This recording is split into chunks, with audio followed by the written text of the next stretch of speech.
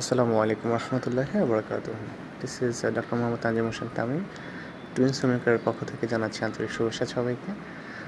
আজকে ইনফার্টিলিটির কিছু successful case দেখাবো, যেখানে আপনার পিসিওএস সমস্যা ছিল, কারো অলিগোস্পার্মিয়া সমস্যা ছিল পুরুষদের, তারপর হচ্ছে মেয়েদের হরমোনাল কিছু প্রবলেম ছিল, টিএসএইচ বা ফলিকুলার সেল ডিম্বাণুগুলো ঠিকভাবে ম্যাচিউর হতো না।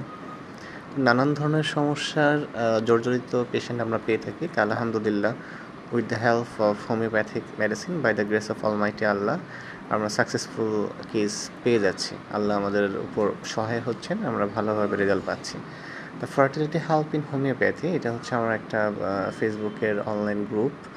এখানে আপনারা চাইলে যে কোনো কিছু ইনফরমেশন বা দিতে পারেন এবং পরামর্শ আপনারা নিতে পারেন চাইলে জয়েন হয়ে। তো এখানে দেখলাম যে রিসেন্টলি এটা হচ্ছে আপনার ঈদের, এবার রোজার ঈদের একটা সাকসেসফুল কেস। এটা সেকেন্ডারি ইনফার্টিলিটি কেস ছিল আর কি। বেশ কিছু এখানে কেস দেওয়া আছে, প্রায় 16টার মতো লিঙ্ক। বলে রাখি, সব ধরনের ডাটা তো অনেক সময় আমরা অনলাইনে দিতে পারি না, সময় এবং হচ্ছে অনেক ডাটা অনেক সময় কালেক্ট করে রাখতেও ভুলে যাই।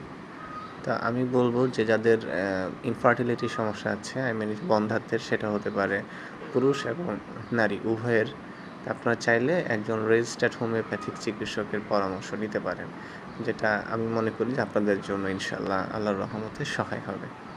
তো এরকম অসংখ্য কেস আমরা প্রতিনিয়তই দেখছি এবং ডিল করছি। তো যতটুকু সম্ভব সর্বোচ্চ চেষ্টা করি যে ভালো একটা পরামর্শ দেওয়ার। যদি আমাদের প্যাথিতে ভালো হওয়ার সুযোগ থাকে, তাহলে আমরা সেই জায়গাটায় আসলে এফোর্ট দিয়েই বলি যে হ্যাঁ, এটা ইনশাআল্লাহ আল্লাহর রহমতে এখানে সুযোগ রয়েছে। আর যদি দেখি যে না, এই কেসটা আর এইখানে ভালো হওয়ার সুযোগ নেই, তাহলে সেটা আমরা তাদেরকে সঠিকভাবে পরামর্শ দিয়ে থাকি।